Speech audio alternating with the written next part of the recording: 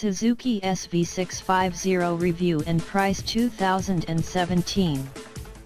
Ever since Suzuki punched out the engine displacement of the Japanese domestic market SV400 to create the SV650 in 1999, the model has remained a bestseller for the manufacturer from day one. The company didn't tamper much with the SV in the next 9 years, and for good reason. Why mess with success? But then Suzuki made some changes to the SV in 2009 that included a switch to the somewhat peculiar Gladius moniker. A cheaper steel tube frame replaced the previous aluminum unit, contributing to a weight gain of around 20 pounds, and funky styled bodywork was offered in various contrasting pastel colors. The SV faithful frowned, and sales figures dropped. Suzuki tried to mend the situation in 2013, rebadging the bike as the SV650 and ditching the pastel colors. But the bike was still a Gladius underneath the paint, and it continued to languish in showrooms. So for 2017, Suzuki is returning the middleweight V-twin back to its roots, starting with the comeback of its original SV650 nomenclature. In the engine bay, the 645 cubic centimeters DOHC V-twin gets new CAD-designed pistons that feature resin coating on the skirts and tin coating on other sliding areas for less friction. Compression ratio is lowered slightly to 11.2:1, from 11.5:1, to allow the use of regular unleaded fuel.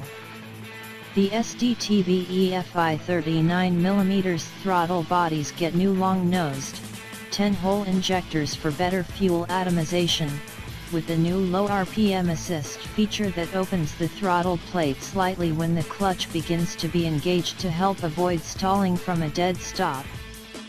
As far as the engine upgrades, it's a bit difficult to ascertain much difference without having the older SFV to compare back to back, but we can say the new SV certainly retains the original SV's peppy engine response and amiable character that made the first generation 650 such a sales success.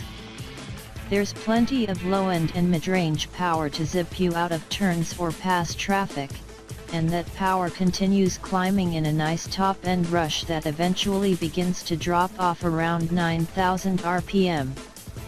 Simply put, there's a generous amount of power to be had almost anywhere in the rev range.